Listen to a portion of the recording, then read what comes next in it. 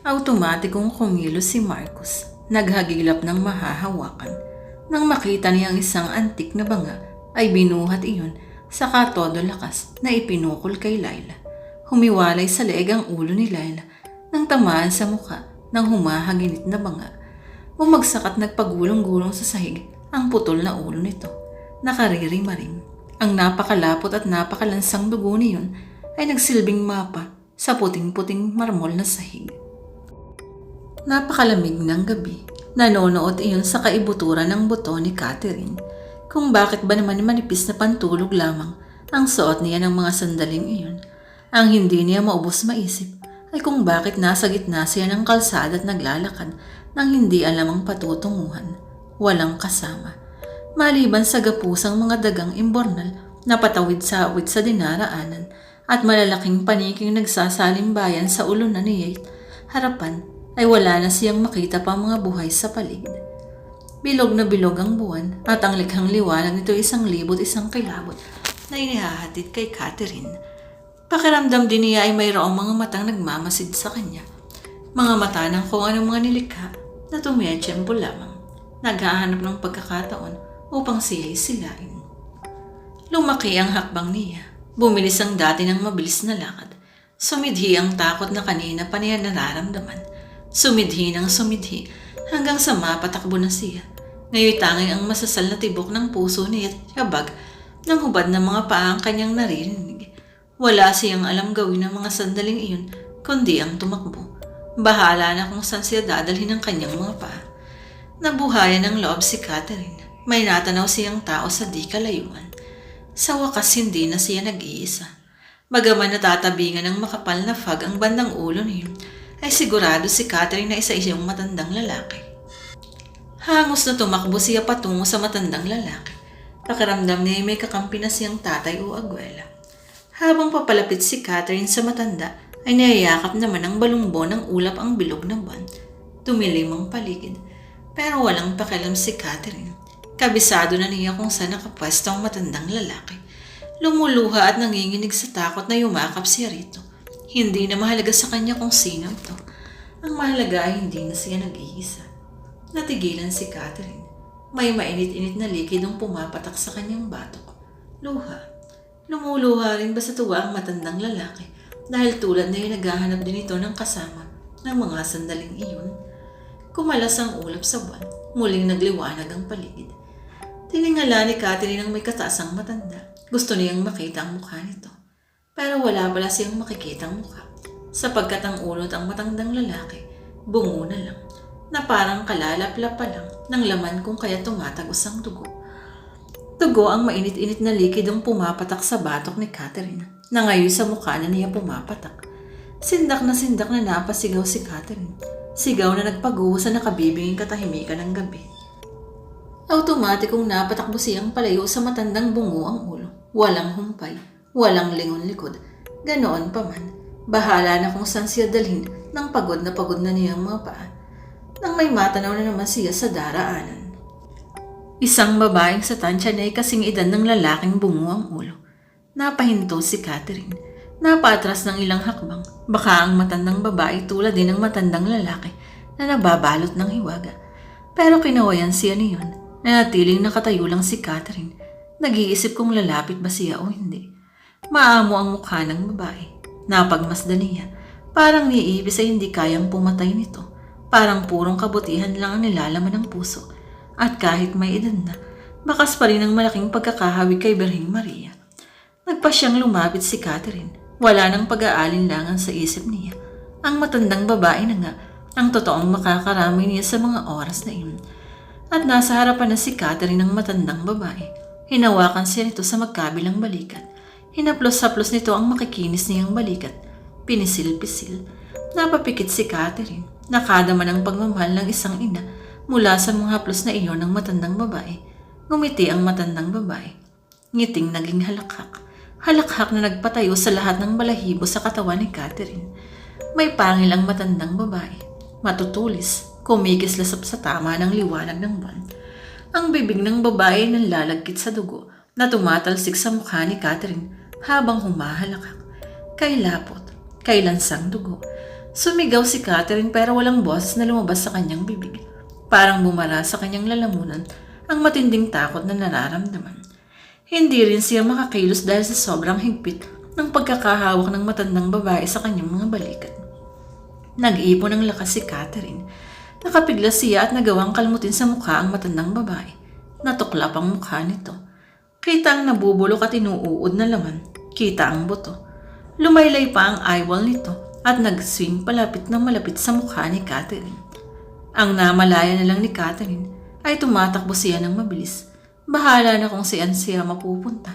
Ang mahalaga ay matakasan niya. Ang matandang babae nakampon din pala ng kadiliman. Bumangga siya sa isang matipunong dibdib, panibagong lagim na naman, at siya'y napatili ng pagkalakas-lakas. Natauhan si Catherine nang dapuan ng sampal sa pisngi. Tumingin siya sa may-ari ng malalaking kamay na ngayon ay masuyong nakahawak sa magkabila niyang pisngi. Nasa mga mata ang pag-aalala.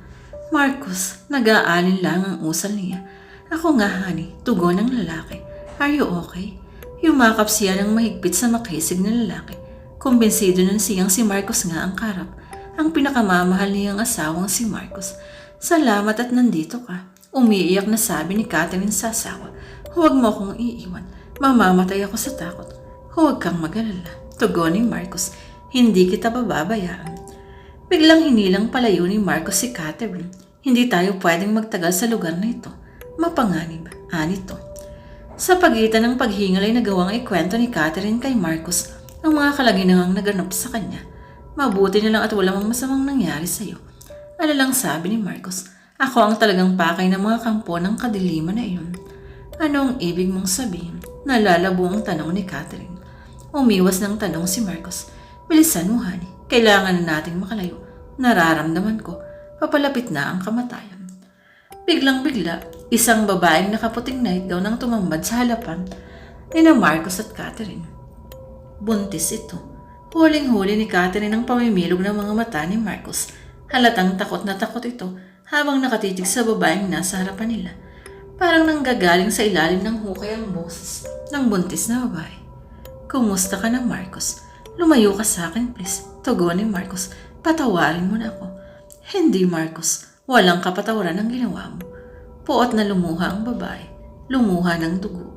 Habang ang dalawang kamay nito ay inuuga-uga ang ulo. At napaigtad sa gulat ang mag-asawa nang biglang hugutin ng babae ang ulo. Dinig na dinig ang tunog ng naputol na buto at napunit na laman sa leeg. Umapaw ang malapot na dugo sa naputol na leeg nito at umagos ang puting-puting nightgown. Kapangipang ilabot na tanawin kung bakit ba naman ang gabi tila nagkulay dugo na rin.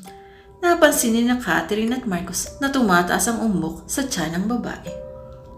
Gumamagapang palabas sa pugot na leeg nito ang dinadala sa sinapupunan. Unang lumabas sa pugot na leeg ang mga kamay ng sanggol na may malalabahan sa talas ng mga kuko. Sumunod ang ulo hanggang sa tuluyan ang nakalabas sa katawan ng ina. Mabalasik na mabalasik ang anyo ng halimaw na sanggol. Matutulis ang masinsing ngipin. Nagliliyab ang mga mata. Sindak na sindak ang mag-asawa. Pero para silang nakapako. Hindi sila makatinag sa kinatatayuan nila. Naghihintay na lang ng malagim na kamatayan. Nilundag si Marcus ng halimaw na sanggol. Pinagkakalmot sa mukha at sa kung saan-saan pang bahagi ng katawan. Sinakal ng tila kabling pusod. Nagpapasaklolo ang mga mata ni Marcus kay Catherine. Pero walang nagawa si Catherine, kundi ang mag-iiyak at panoorin ang unti-unti at napakasakit na kamatayan ng asawa ngayon ay naliligo na sa sariling dugo. Luha ang napabalikwas si Catherine sa kinahihigaan. Masasal na masasal ang tibok ng kanyang dibdib. Ngayon ay nasa daigdig na siya ng realidad. Panaginip lang ang lahat ng kalagimang iyon. Hinagilap ng mga mata niya si Marcus. Wala ito. Hindi niya makita. Marcus, honey, tawag niya. Pero wala nga palang masipag niyang mister. Nasa Batangas, binibisita ang malawak nilang prutasan doon at bukas pa ng gabi ang uwi.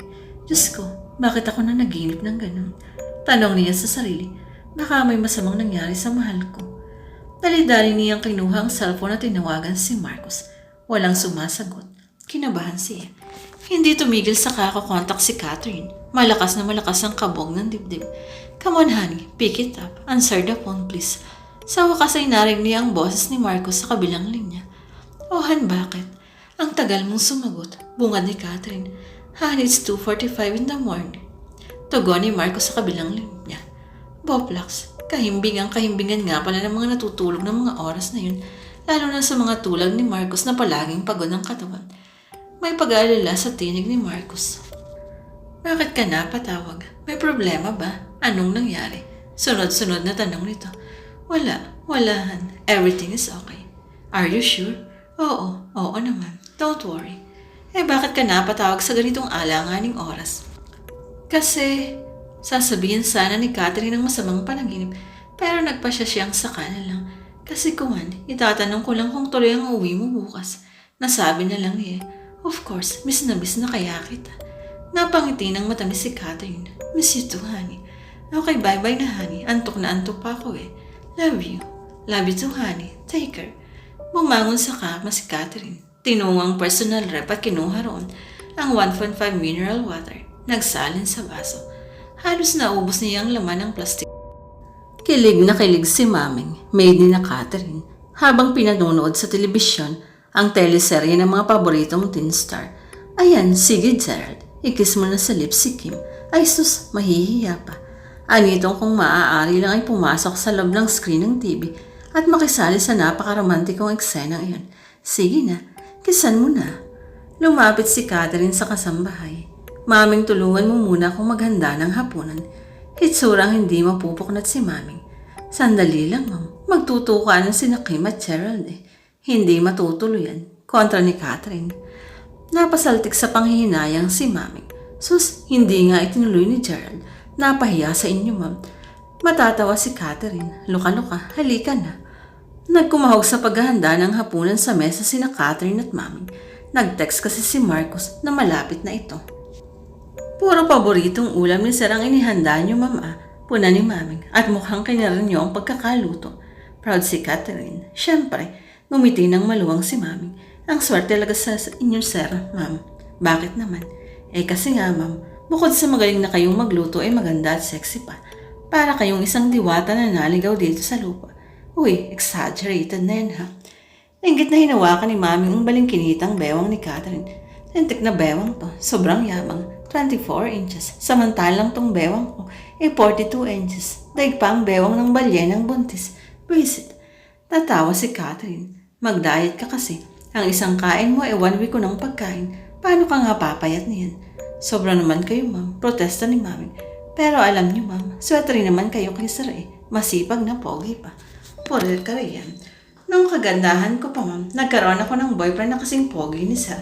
Actually, mas pogi pa nga kay Sir eh. Para siyang pinaghalo-halong Piolo Pascual sa Melby, Derek Ramsey at John Lloyd Cruz, ma'am." "Oh, yabang naman eto." "Totoo yun, ma'am. Promise. Bakit hindi kayo nagkatuluyan?" "Pinrake ko siya, ma'am." "Ikaw pa ang nakipag-break? Haba naman ang hair mo. Bakit mo siya pinrake?"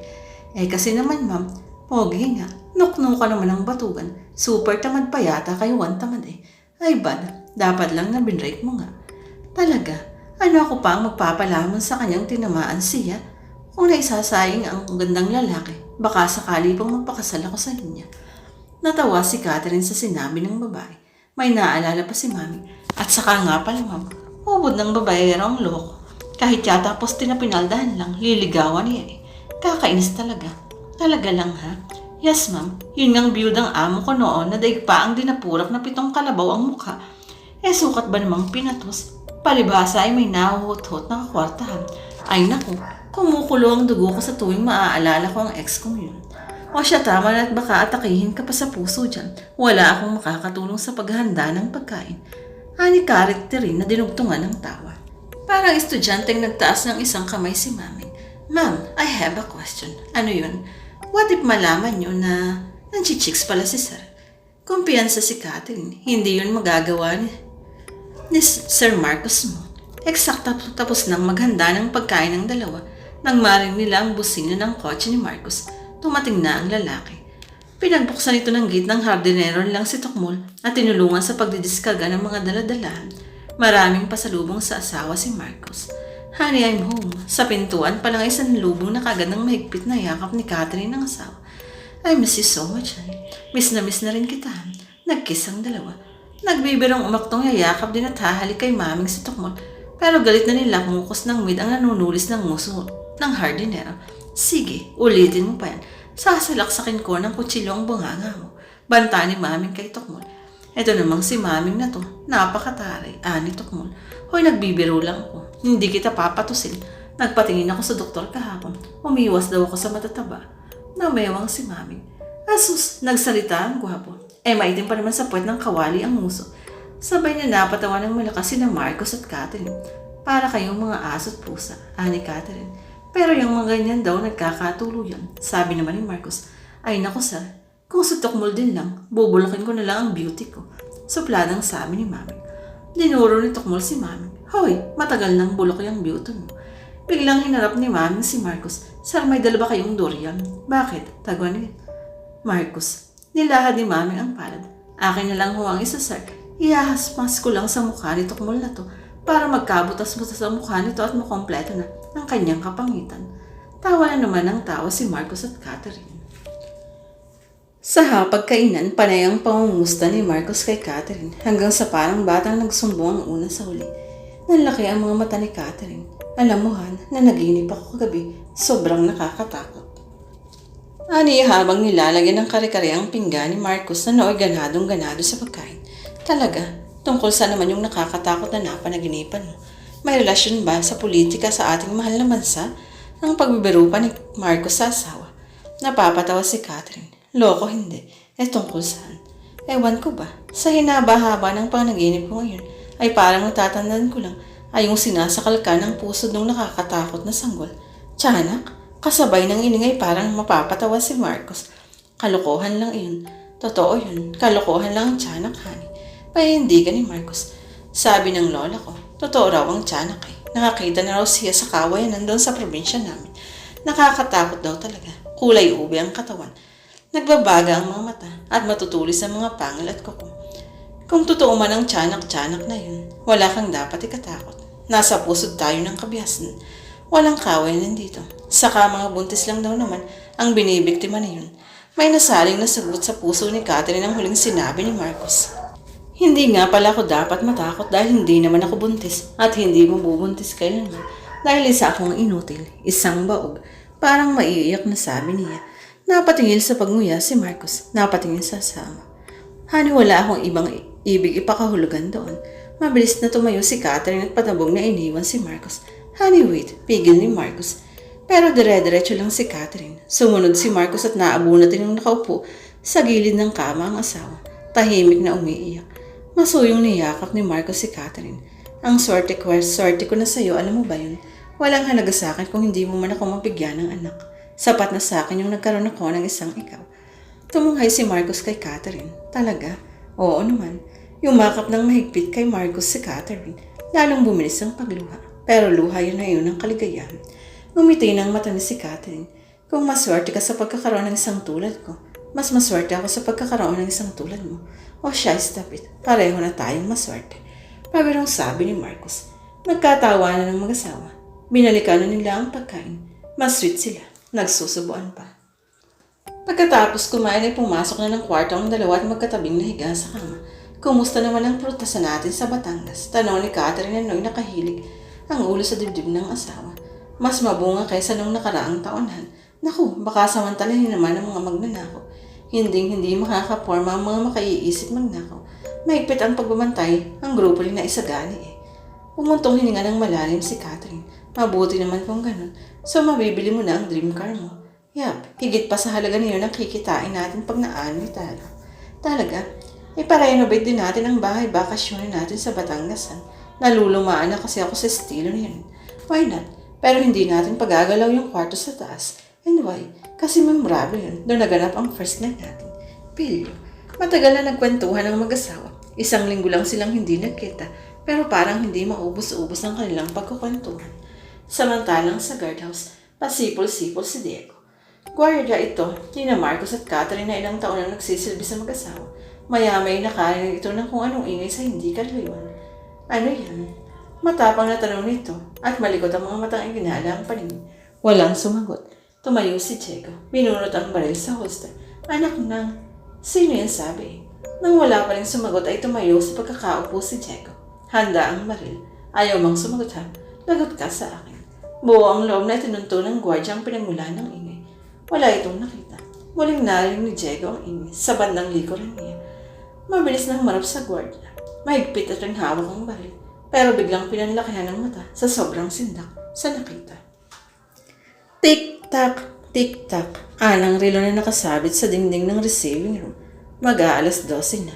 Tulog na sina Marcos at Catherine. Pero sabay sa pagpatak ng alas 12, ginulantang ang mag-asawa ng ingay ng nabasag na salamin sa kanilang bintana sa dining room. May mga persang kung ano na tumama roon buhat sa labas ng bahay. Ano yun? Ani Catherine na agad humawak sa bisig ng asawa. Tingnan natin. Mabilis na bumangon ang dalawa at patakbong tinungo ang dining room. Mahigpit silang magkahawak kamay. Nakita nilang namumutik-tik sa dugo ang nabasag na bintana. Oh my God! Bulalas ni Catherine. Gulat na gulat din si Marcos. Ano to? Bakit? Halos sabay na nagbaba ng tingin sina Marcos at Catherine. Hinanap ng mga mata nila ang kung anong bagay na yun na bumasag sa salamin. Ang nakita nila ang mahabang bahid ng dugo sa puting sahig ng marmol. Diretso yun sa ilalim ng mesa. Nasa ilalim ng mesa ang kung anong madugong bagay na yun. Gumulong doon. Magkahawa kamay ang mag-asawa habang dahang-dahang yumuyuko upang alamin kung anong nasa ilalim ng mesa. Sindak ang nakita ang dalawa. Putol na ulo ng gwardiya nilang si Diego. Napaupo sa sahig si Marcos nang biglang yumakap sa kanya at tumitiling si Catherine. Nagsusumiksik si Catherine sa dibdib ni Marcos na kung pwede lang ay magtago sa loob niyon. Halos wala nang lumabas na tinig sa kanyang bibig. Calm down, honey. Calm down. Payapa ni Marcos sa asawa. Inalulayan ni Marcos patungo sa sala si Catherine. Hango silang sinalubong ni Maraming. Mario, sa paano nangyari kay Ma'am Sir? Ginulpo ninyo. Sambit ng alalay na mali-mali. Ano ka? Nagdagsaan ang mga alagad ng batas sa malaking bahay ng mag-asawa. Tinanong ng punong investigador si Marcos, may pinaghihinalaan ka bang kaaway mo na maaaring siyang gumawa ng krimeng ito, Mr. Briones? Wala, sir. Si Diego siguro ang may kaaway. Mainitin ang ulo ng guard namin yun. Masyadong mapusok. Sabi ni Marcos. Mabait ang asawa ko, Sergeant De Leon, sabat ni Catherine. Tatango-tango at feel at home na naupo sa malambot na sopa ang may kayabangang sarhento. Nagsindi ito ng blue seal na sigarilyo at humitit ng sunod-sunod. Napakunot na si Marcos, pinagmasdan ng lalaki. Kasing dami na kaya ng hibla ng makapal na bigote ng alagad ng batas ang nasulbang kaso o kasing kunti pa lang ng buhok nitong tatatlo na yata ang hibla.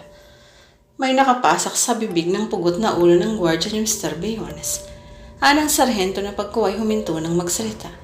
Napakamot sa ulo si Marcos. Timpi ang inis. Tinamaan ang magaling na tenyente ito at ayaw pang diretso ng sasabihin. Parang video okay machine na kung hindi huhulugan ng 5 piso ay hindi tutunog. Anong sulat, sarhento? Untag ni Marcos. Hindi sumagot ang mayabang na sarhento.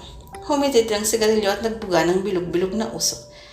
Gigil na si Marcos. Palakulin kaya niya ang bumbunan ito tapos bigay ng kalamansi ang utak upang gumilas-gilas.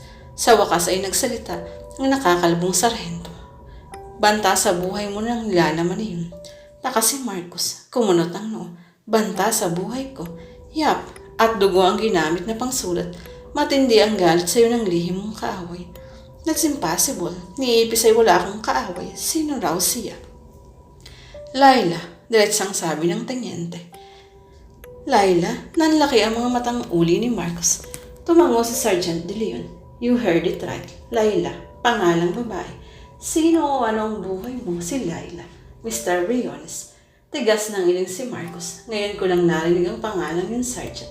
Hindi ko siya kilala. Si Catherine nasa malalim na pag-iisip.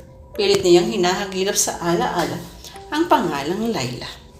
Nang magkasarili na ng mag-asawa ay saka biglang naalala ni Catherine kung sino si Laila. Si Laila, ang lakas ng kaba ng dibdib ni Marcos. Parang mapupugto ang hininga nito habang naghihintay sa sunod pang sasabihin ni Catherine. Sino si Laila? Sa wakas ay nasambit ni Marcos. Siya ang babae sa aking panaginip. Dugtong ni Catherine. Ano? Yes, han. Siguradong sigurado ako. Si Laila ang babae na nakakatakot kong panaginip. Nalabnot ang mahigpit ni Marcos ang buhok. Nainis sa sinabi ng asawa. Ano ba yan? Walang maitutulong ang panaginip mo sa pagkakataong ito. Hindi malaman ni Catherine ang sasabihin. Pero, Hindi na natapos ni Catherine ang sasabihin dahil mabilis na lumabas ng silid si Marcos. Nagtuloy sa kanyang personal bar ang lalaki. Nagsali ng alak sa kupeta at mabilis na tinunggap. Muli nagsalin sa alak si Marcos. Pinuno ang hawak na kupera. Pero biglang ninakaw ang pansin niya ng kung anong likidong pumatak sa loob ng kupeta. Napatitig siya sa laman itong alak, namumula, at malansa, ubod ng lansa. Kinilabutan siya. Dugo. Napatingala si Marcos at nahagip agad ng kanyang mga mata ang pinagmumula ng dugong pumatak. Pugot na leeg. Pugot na leeg ng isang babaeng buntis na nakatindig sa kisame. Lumikha ng ingay ang kupetang bumagsak at nabasag sa sahig na marmol. Kumalat ang mga piraso nun sa lapag. Nabitiwan yun ni Marcos sa biglang sakmal ng sindak sa kanyang utak. Takbo si Marcos. Takbo rin sa kisame ang babaeng pugot. Hinahabol siya nito. Biglang bumagsak ang babaeng pugot sa likod ni Marcos. Napadapa siya sa sahig. Napasigaw siya, ngunit walang lakas bunga ng matinding takot. Iglap lang at sakal na ng babaeng pugot si Marcos habang nakakubabaw sa kanyang likurin. Pakiramdam ni Marcos ay mapupugto ang kanyang hininga dahil sa malabakal ng mga kamay na pahigpit ng pahigpit ang pagsakal sa kanyang leeg. Pahigpit ng pahigpit. Pakiramdam niya ay madudurog na ang buto niya sa leeg. Mamamatay siyang lumalaban. Biglang rehistro ng utak ni Marcos. At todo lakas niyang siniko ang babaeng pugot. Maliksing tumayo at tumakbo si Marcos. Ang pagkakaalam niya ay humagis ang babaeng pugot at lumagabog sa sahig. Pero nang lumingon siya, hindi niya ito nakita. Parang walang naglako. Nag-alala si Marcos. Baka nasa silid nila ang babaeng pugot at kasalukuyang pinapatay si Catherine o baka pinatay na. Hangos na tinakbo ni Marcos ang silid nila ni Catherine. Halos hindi pa lumapat sa sahig ang mga paa niya sa bilis. Diyos ko, wala naman po sana mangyari kay Catherine. Dasal niya. Nakahinga na maluwag si Marcos nang makitang ligtas ang asawa. Nakaupo si Catherine sa kama. Nakatungo ito at nakasumpi ang dalawang kamay habang nakapatong sa kandungan. Walang kamalay-malay sa kalagyamang naganap kay Marcos. Ikinandalo ni Marcos ang pinto ng silid. Tumunghay si Catherine ng mamalaya ng asawa. Kinawit ng daliri ang luha sa mga mata. Tila ibig humingi ng paumanhin ni Catherine. Honey, yayakapin ni Marcos ang asawa. Tana, hindi naman ako galit sa'yo. Maingat na ang pagbibitiw ng salita ni Catherine na para bang ibig ay maging makabuluhan ang lahat ng sasabihin sa asawa. Tama si Sergeant De Leonhan, kailangan natin ng police protection. Walang magagawa ang pulisya sa kasong ito. Paniniguro ni Marcos. Anong ibig mong sabihin? Nahihiwaga ang tanong ni Catherine. Baka sa mukha ni Marcos ang kilabot. Hindi taong pumatay kay Diego. Kampo ng kadiliman. Pinangalisagan ng balahibo si Catherine. Paano mo nasabi yan? Sino ang kampo ng dilim na tinutukoy mo? Bahagya ng makapagsalita si Marcos. Kanina ay ano? Parang nakabitin ang puso ni Catherine. Umiling lang si Marcos. Hitsurang patong-patong ang takot sa katawan ng lalaki. Maya-may humarap si Marcos kay Catherine. Aalis tayo. Ngayon din. Oo, but why? Basta. Para na rin sa kaligtasan natin. Hindi kaya mas safe kung bukas na lang ng umaga tayo umalis. Tama, bukas na lang ng umagahan. Makapangyarihan ang tinig ni Marcos. Ang gusto ko'y ngayon. Halkang marami pang gustong itanong si Catherine. Pero pinili niyang tumahimik na lang muna. Kontento na siyang maging bangkang papel at tangay-tangayin sa mataluyong na damdamin ni Marcos. Kulimlim ang mga mata ni Maming. Tila maiiyak habang tinutulungang mag-impake ng mga gamit na dadalhin sina Marcos at Catherine sa kanilang pag-alis. Gabing-gabi na, Sir Ma'am. Hindi ba pwedeng bukas na lang kayo pumunta ng Batangas? Suhestyon ni Maming. Maming, ang atupagin mo yung ginagawa mo. Ani Marcos, bilisan mo please. Kailangan na namin makalis. Bakit naman kasi biglang-biglaan kayong aalis? Mahinang sabi ni Maming. Pinukol ng matalim na tingin ni Marcos ang kasambahay. Nasa mga mata at boses ng lalaki ang pagkainis.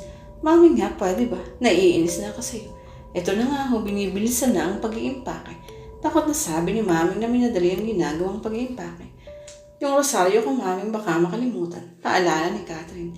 Hindi ho, Ma'am. Ma'am, di tatatlo na lang ho kami rito, puro katulong pa. Paano kung lusubin kami ng taong pumugot sa ulo ni Diego? Ano na ang mangyayari sa amin? Kinausap ko na si Dax, yung pamangkin ko. Ani Catherine kay Maming. Pansamantalay siya munang mamamahala rito habang nasa Batangas kami ng Sir Marcos mo.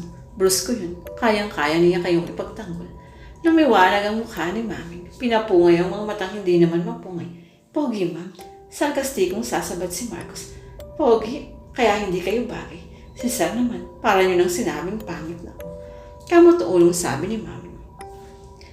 Maya-maya lang ay mabilis nang gumuguhit sa kalsada ang kotseng kinalululanan ni Marcos at Catherine.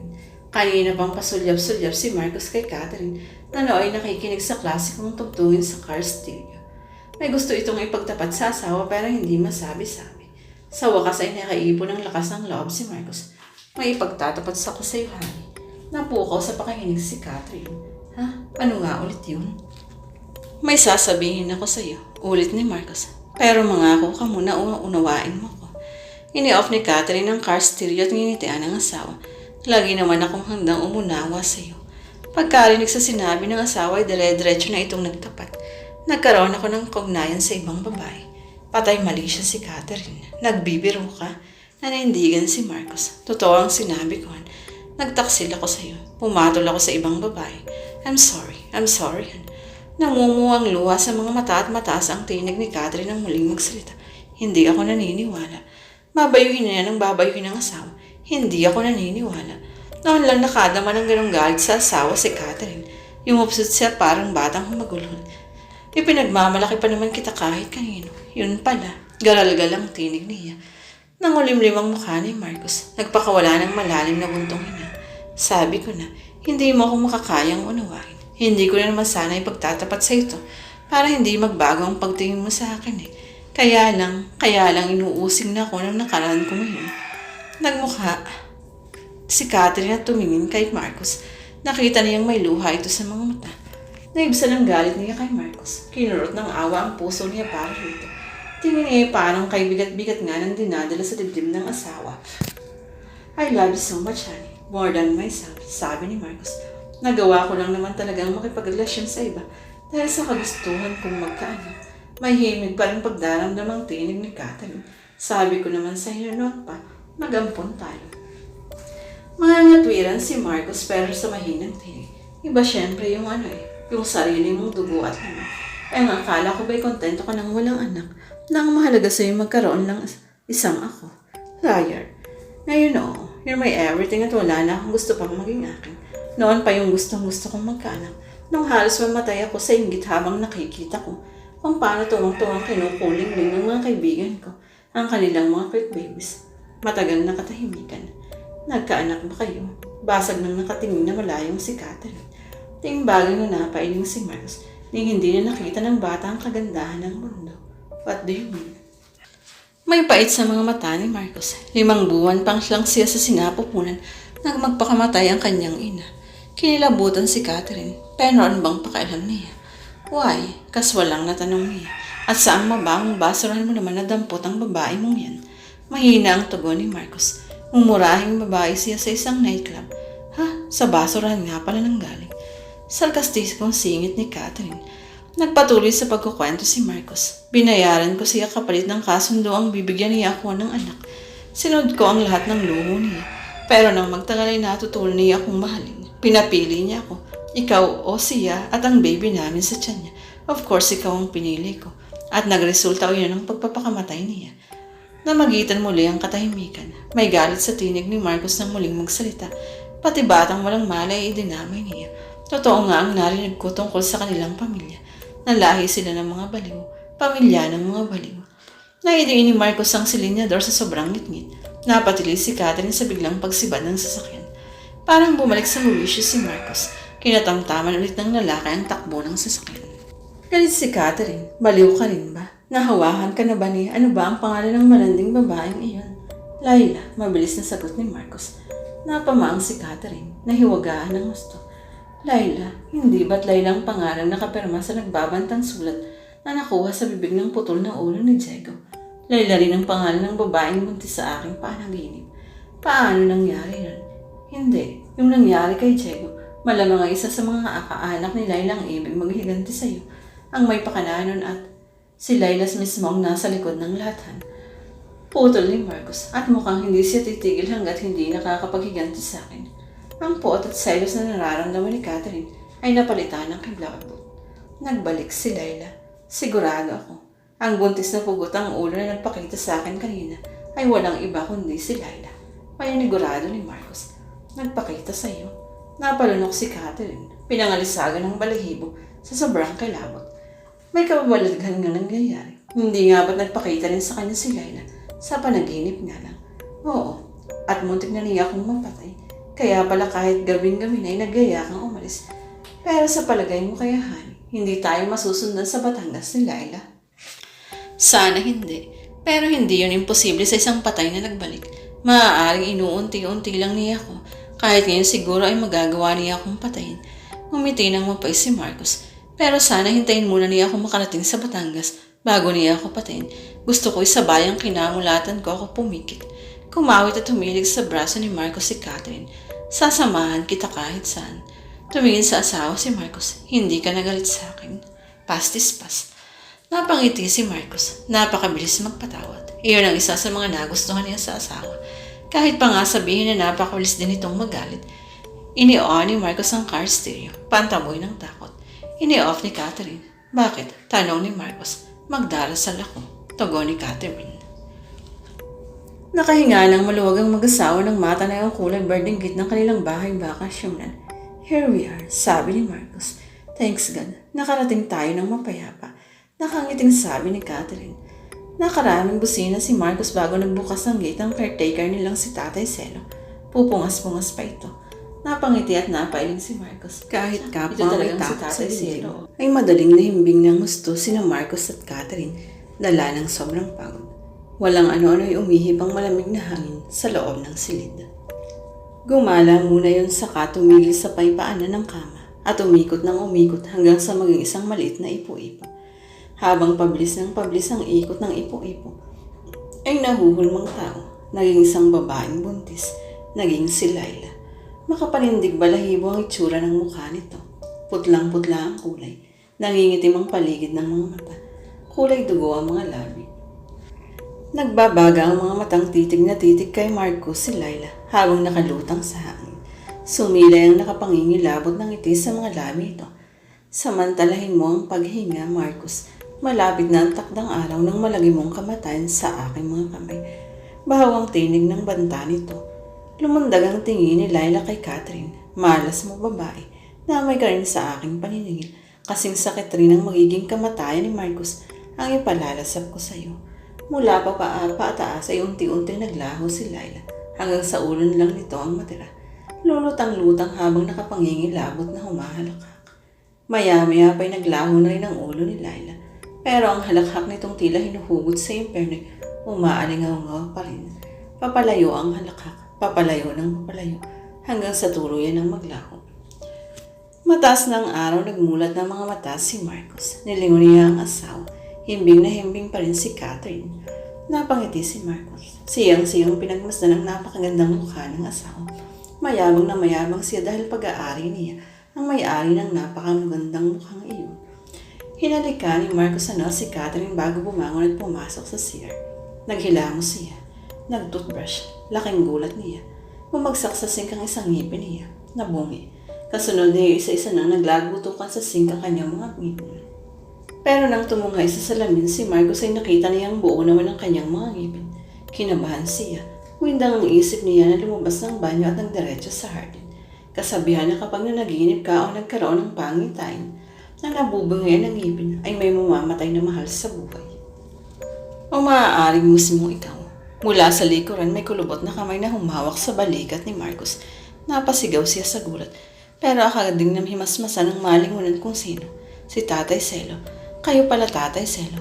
Ano ang problema mo, Marcos? Diretsahang tanong sa kanya ng matanda. Umaling si Marcos. Hindi makatingin ng diretso kay Tatay Celo. Wala ho, Tatay Celo. Wala akong problema. Pinilit pa ni Marcos tumawa pero hindi siya makapapagkaila sa matanda. May problema ka. Paninindigan ni Tatay Celo. Kilala kita, anak. Bata ka pa nang maulila sa magulang at ako na halos ang nagpalaki sa iyo. Pagdating pa lamang ninyo dito ni Catherine, ramdam ko nang may problema. Pinili ni Marcos na ipagtapat sa matanda ang lahat-lahat ng tungkol kay Lala. Huwag kang mag-alala, Marcos, ani Tatay Celo. May alam akong solusyon sa problemang yun. Si Saturnino. Kayang-kaya niyang lusatin iyan. Sino hong Saturnino? Kaibigan ko si Saturnino, Marcos. Mahusay na albularyo siya. Bihasa siya sa pagsumpo ng mga kampo ng dilim. Marami na siyang natulungang tao na may problema katulad ng problema mo. Subok na ang galing niya, Marcos. Nakabanaag ng pag-asa si Marcos. Kailangan ko ng tulong ni Tatay Selo. Kung maaari lang isa lalong madalang panahon bago mahuli ang lahat. Tumango si Tatay Selo. Ako ang bahala, anak. Ako ang bahala. May kalayuan ang tirahan ng albularyong, pero ng araw din yun ay sinundo ito ni Tatay Selo. Hindi ininda ng matanda ang hirap ng pagpunta kay Saturnino, alang-alang kay Marcos. Tulad ng isang tunay na magulang, gagawin nito ang lahat para sa anak-anakan. Nasa edad 40 pa lamang si Saturnino, pero mukhang napakarami na ng laban na pinagdaanan. Mataas na lalaki, matikas na tila kakasal sa kahit anong laban. Pagpasok pa lang nito sa bahay bakasyunin ng Marcos at Catherine, ay manaramdaman na kagad itong kakaibang pwersa ng kapangyarihan. Hindi nito maibakbang ng normal ang mga paa at parang naglalakad sa ilalim ng mandaluyong na dagat. Nasa patligid lang ang kampo ng dilim. Anito, malakas ang kanyang kapangyarihan. Napakalakas. Hintakot na nagkatinginan sina Marcos at Catherine at saka si Tatay Selo. Pero huwag kayong mag-alala, sabi ng albularyo. Wala pang kampo ng dilim na umubra sa taglay kong galing.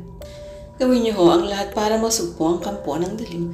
Ani Marcos, tatanungin ko kung isang napakalaking utang ng loob sa inyo iyon. Kumpiyansang tumango-tango si Saturnino. Huwag kang mag-alala, Marcos. Malulusatan mo ang problemang ito. Isang malalaking medalyong tanso ang kinuwintas ng matikas na albularyo sa kanyang lig. Binulungan pa nito yun at hinalik-halikan. Doon tayo sa pinakapuso ng bahay na ito. Doon naglalagay ang kampo ng dilim. Saan ho iyon? Kunot noong tanong ni Marcos sa silid niyong mag-asawa. Nagsunog ng insenso at pinatuyong mata ng asong itim si Satur at pinausukan yun ang silid ng mag-asawa. Pagkatapos ay lumuhod ito at taimtim na umusal ng mga dasal sa wikang Latin. Mahabang sanlatin. Nakamasid lang sina Marcos, Catherine at Tatay Selo sa mga ginagawa ng albularyo. Tiwala silang nasusugpo nito ang kampo ng dilim. Pero ilang sandali lang ay napansin ng tatlo na ginigitaan ng ganggamais na pawis si Saturnino. Balisang-balisa ang mukha ng albularyo. Niluwagan nito ang kwelyo na tila nahihirapang huminga. Maya-may biglang nagkulay ubi ang mukha nito. Hanggang sa biglang nangisay, mariing dinaklot ni Saturnino ang dibdib at tarak ang mga matang bumagsak sa sahig. Wala nang buka. Lumabas na atake sa puso ang ikinamatay ng lalaki. Pero kung autopsy lang sana ito, malalaman na hindi karaniwan ang kanyang pagkamatay dahil durog ang puso nito na parang kaniyungos ng kamay na bakal. Ang tanong na inuniwan kina Marcos at Catherine, nasugpo kaya ni Saturnino ang kampo ng dilim bago ito namatay? Baka, sana, siguro, dahil wala naman silang nararamdamang kakaiba ng mga sumunod na araw. Mula sa teresa ng bahay bakasyunan, natanaw ni Marcos si Catherine habang pakanta-kantang nag-aayos ng mga orchids sa hardin. Maganda ang simula ng araw na yun ng mag-asawa. Ang mahal ko, para siyang isang diwata na nakipaglaro sa mga bulaklak. Ani Marcos na lihim na nangingiti. Patakbong bumaba si Marcos at pinuntahan ang asawa. Magbihis ka, kagad na sabi ni Marcos na makalapit sa asawa. Bakit? Nakangiting tugon ni Catherine.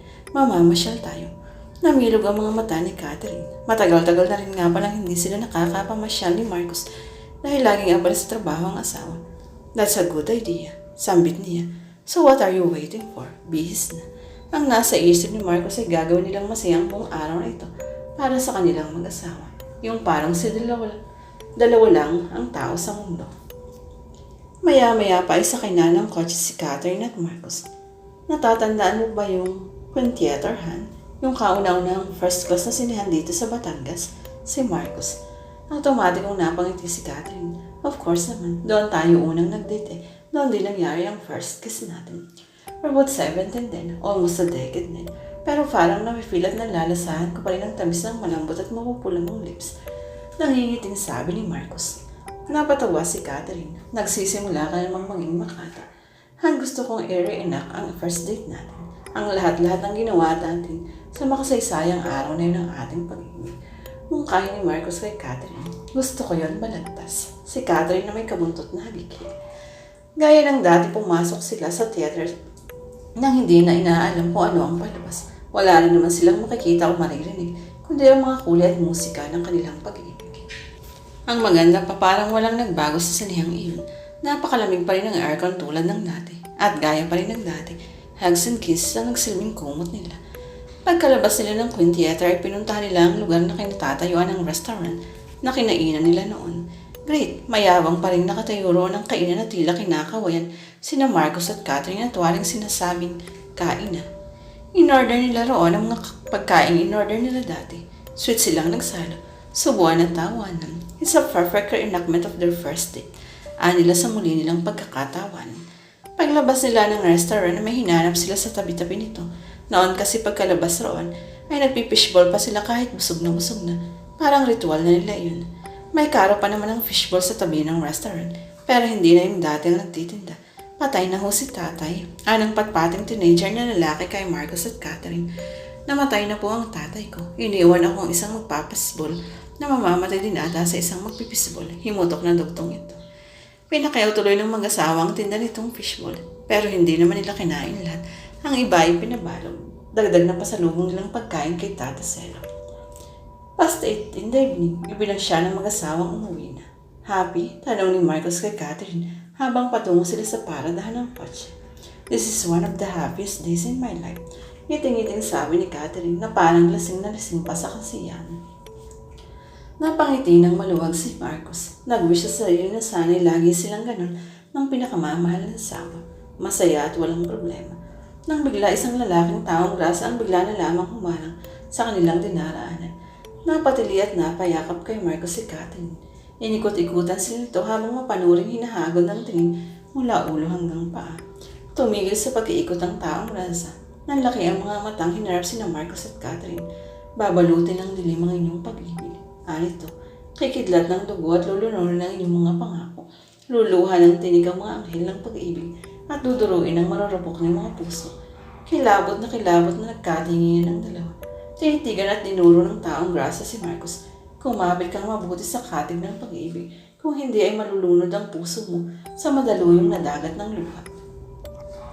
Pahika-ika ngunit mabilis na tumalilis ang taong grasa. Walang lingon-likod.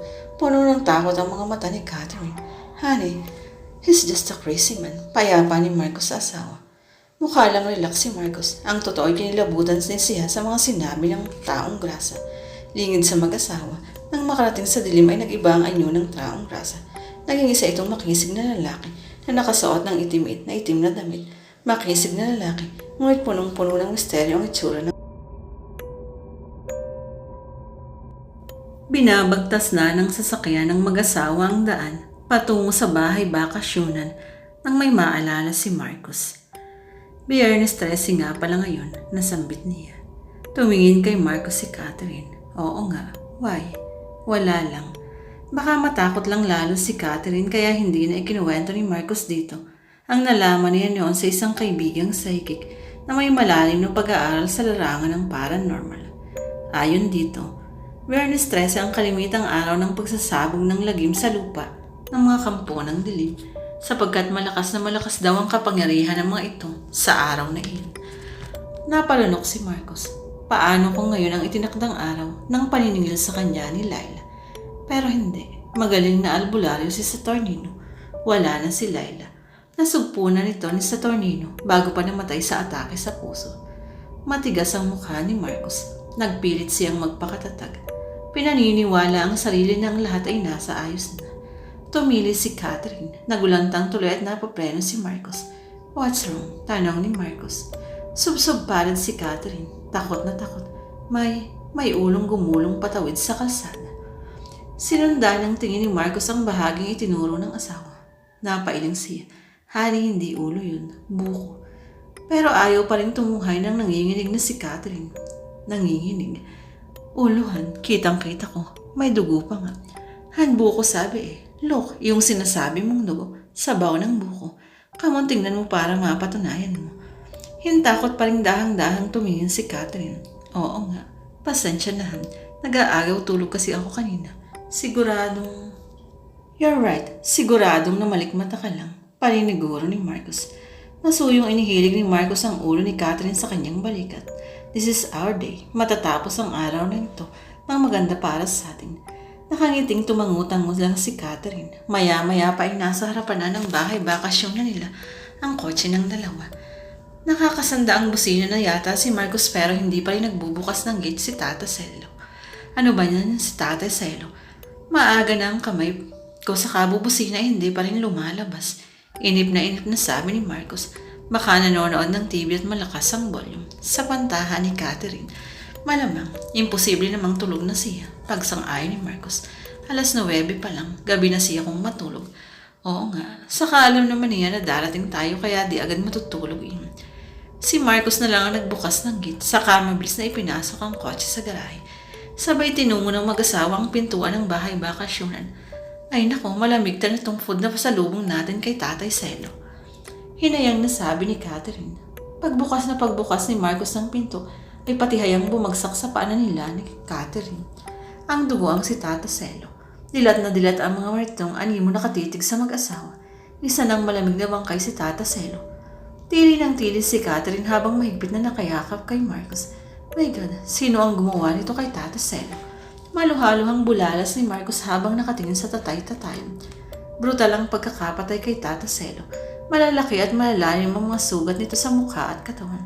Hitsurang binakbakang karne ang napobreng matanda sa dami ng tama. Asal demonyo lang ang makagagawa niyon.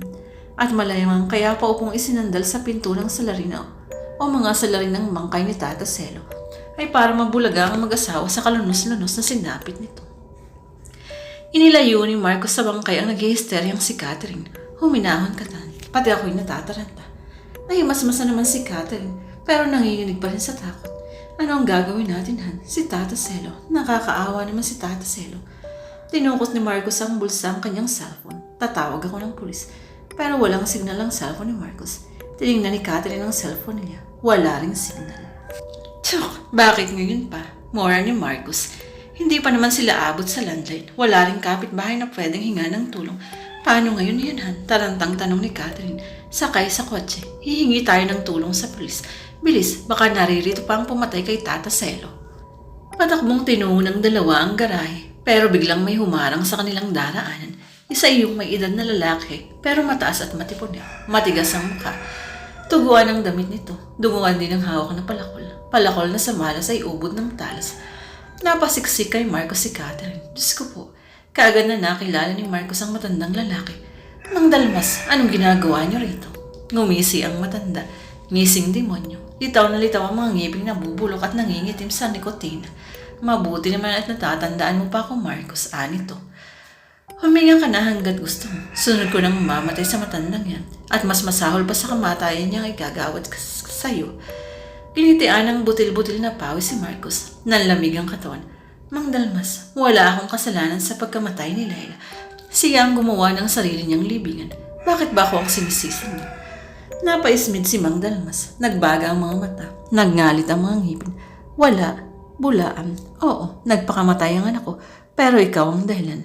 Pero ang pasok mo sa buhay ni Laila, demonyo ka. Hindi ka na dapat pang sumausaw sa masayang buhay ng anak ko. Dapat ka rin mamatay. Humigpit ang hawak ni Mang Dalmas sa palakol. Salamat at natsyempohan din kita, Marcos. Tayo na.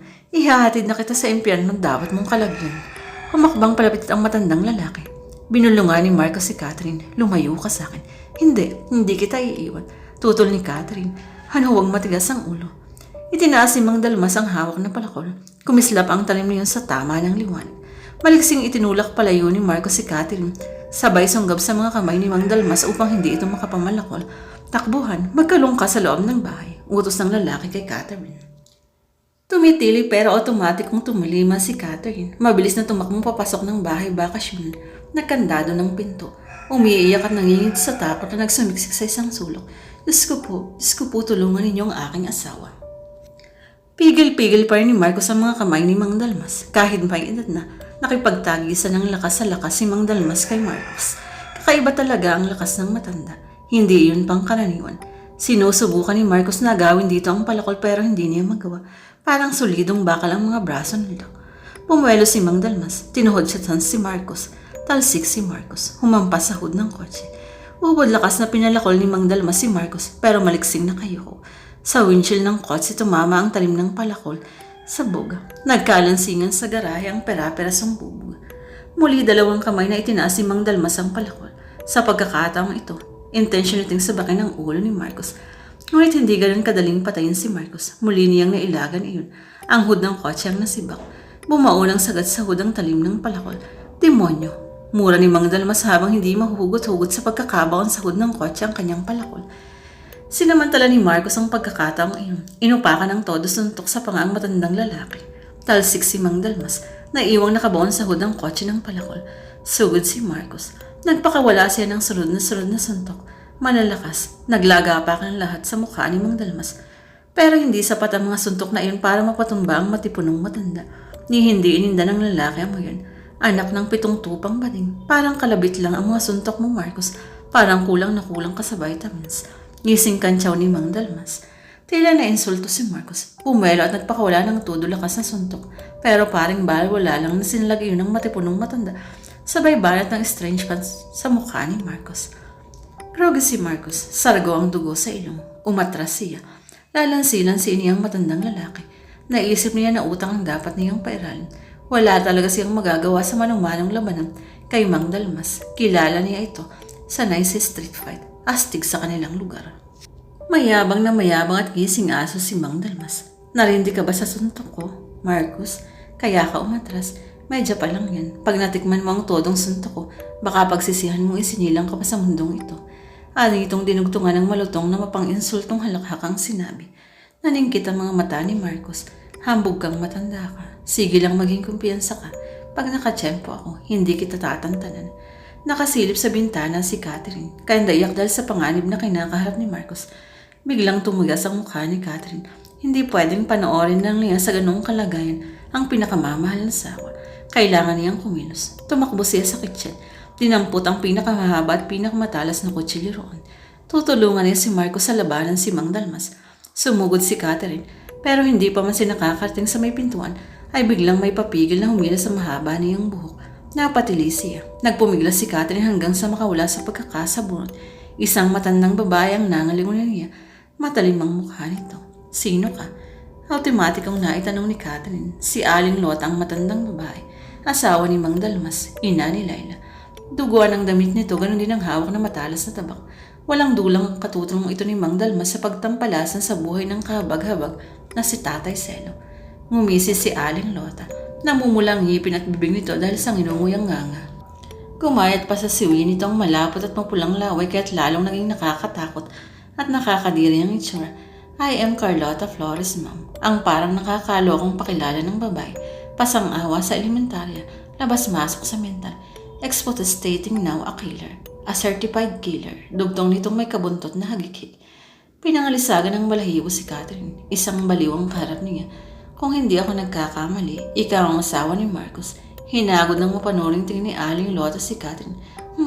Napakaganda mo nga pala. Kaya lang naikwento sa akin ng aking anak si Laila na isa ka raw baog.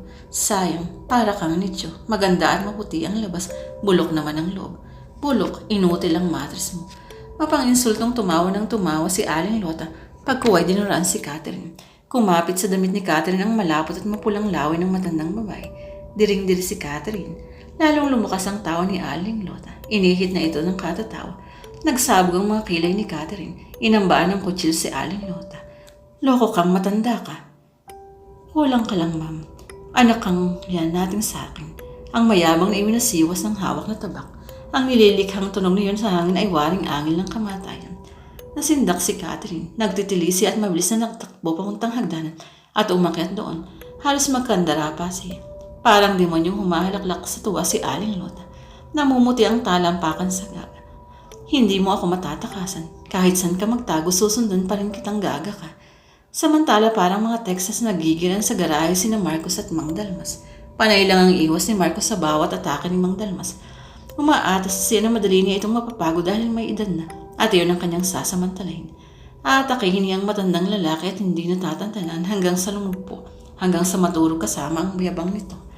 Pero dugong mandirigma yata talaga si Mang Dalmas. Hindi nangyari ang inaasahan ni Marcos.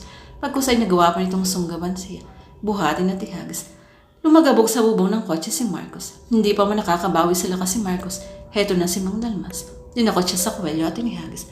Bagsak sa semento si Marcos at gumulong palabas ng garahe. Namilipit sa sakit. Nilinga ni Mang Dalmas ang palakol. Pilit na hinugot sa pagkakabaon sa hod ng kotse. Nang mahugot nito yun ay mabilis na sumugod palabas ng garahe. Nagulat si Mang Dalmas. Wala na sa kinagulungan si Marcos. Saan nagpunta ang tarantadong iyon? Lumingon ang matanda. Wala si Marcos. Wala talaga si Marcos. Tumawa ng malakas ang matipunong matanda. Nakakahiya ka, Marcos. Ampaw ka na, duwag ka pa. Wala kang isang asong bahagang buntot. Sayang lang kamatsyohan mong madumukwang ka.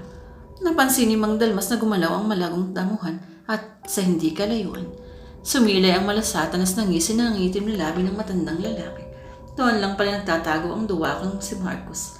Nagsimulang humakbang palapit sa malagong damuhan si Mang Dalmas. Patay mali siya na kung hindi alam na may nagtatago roon. Nang nasa tabi na ng malagong damuhan, ang matandang lalaki ay nagparin pa ito. Wala, malayo na tiyak si Marcos. Natakasan ako. Sayang, gagawin ko pa naman siyang bopis para ipakain sa aso. Sa gayon nga naman ay hindi siya mapagpapasyal si Marcos na tuminag sa pinagtataguan at madali na siyang mapapatay ni Mang Dalmas. Biglang harap sa damuhan ng matanda. Sa loob ng bahay bakasyunan, umaakyat sa mataas na hagdanan si Aling Lota. Yahoo, ma'am, I'm coming. Pakanta-kanta pa ang matanda. Here I am, the one that you love, asking for another day. Understand the one that you love. Nasa loob ng silid nila ni Marcos si Catherine. Bukod sa ikinandado niyang pinto, ay sinanggahan pa niya ito ng kung ano-anong kagamitan. Sinubukan ni Catherine na itulak ang tokador para isanggarin doon, pero mabigat ito at hindi niya matinag. Narinig niya ang boses ni Aling Lota sa labas ng silid. Ma'am, I know you are there. Please open the door so I can kill you peaceful. Kinatok ng malakas ng matandang babae ang pinto ng kwarto. Come on, ma'am. Kindly open the door. Please, babaeng baog. Please. Halong takot at galit ang nararamdaman ni Catherine. Ano kaya't bigla niyang buksan ang pinto, sabay sa laksak ng kutsilyo sa bastos na bunganga nito. Ang malakas na kasok ni Aling Lota naging bayo. I'm getting mad na ha. Buksan mo na ang pinto at nang mapatay na kita. Masama akong mangalit. Baka imbis na gilitan lang kita sa leeg, tadtarin kita ng pinong-pino nitong itakong. Humigpit ang hawak ng matandang babae sa tabak. Ayaw mo talagang buksan ha. At nagpupuyos na pinagtataga nito ang pinto. Gagawin kitang bopis na maanghang. Babae ka. Nang mahulo ni Aling Lota na hindi uubra sa matigas na pinto ang kanyang tabak, ay naghanap ang mga mata nito. Naispatan nito ang fire extinguisher sa dingding. Kaagad nito yung kinuha at ipinukpok sa doorknob ng pinto hanggang sa bumigay. Natutop ni Catherine ang bibig. Pinigilan niya ang mapasigaw. Maya-maya pa ay pinagsisipanan ni Aling Lota ang pinto. Isa-isang bumibigay ang mga gamit na isinangga ni Catherine doon. Naiiyak na sa takot si Catherine. Help me, God. Help me. Humigpit ang hawak ni Catherine sa puluhan ng kutsilyo. Wala na atang pagpipilian kundi ang lumaban. Napalunok si Catherine. Kutsilyo niya laban sa tabak ni Aling Lota. Hindi kaya parang pagpapakamatay na rin iyon? Basang-basa na ng tilamsik ng dugo ang mukha at katawan ni Mang Dalmas. Nanlalagkit na ito sa dugo. Kung ilang beses na kasing nagtaas baba ang palakol niya hanggang sa magpas siyang tumigil. Daig mo pa ang binakbakang karni Marcos. Anitong pagkuway humalaka. Pandalas na hiniwawi ni Mang Dalmas ang malagong damuhan. Sumiklab ang galit. Demonyong bading, hindi si Marcos to. Isa lang palang asong gala ang kanyang inatalo. Napasigaw ng malakas si Mang Dalmas. Nasaan ka na, Marcos? May naisip ang matipunong matanda. Marcos, kapag hindi ka lumabas sa pinaglulunggaan mo, papatayin ko ang asawa mo. Walang Marcos na lumabas. Hindi mo siya makikilala. Aataduhin ko siya. Sa isang supot mo lang siya ilalagay. Kapag inilibing mo siya, wala pa rin. Nagtagi sa mga bagang ni Mang Dalmas. Matigas ka. Sige, pulutin mo lang kung saan-saan. Ang pera-perasong laman ng mahal mong asawa. Malalaki ang hakbang nito habang tinutungo ang gitnang bahay bakasyonan. Nag-aapoy sa galit. Talagang tototohanin niyang banta. Tatadtarin niya ng pinong-pino si Catherine. Ngunit pagkapasok pa lang nito sa gate, ay sinalubong na ito ng malakas na hampas ng malaking bato sa mukha. Malaking batong hawak ni Marcos. Galit na galit si Marcos. Dadaan ka muna sa ibabaw ng bangkay ko bago mo makantiman lang ang asawa ko. Busbus ang dugo sa putok na noon ni Mang Dalmas. Hilong-hilo itong napaatras palabas ng gate. Sinamantala ni Marcos ang pagkakataon. Todo lakas na ipinukol ang malaking bato sa patipunong matanda.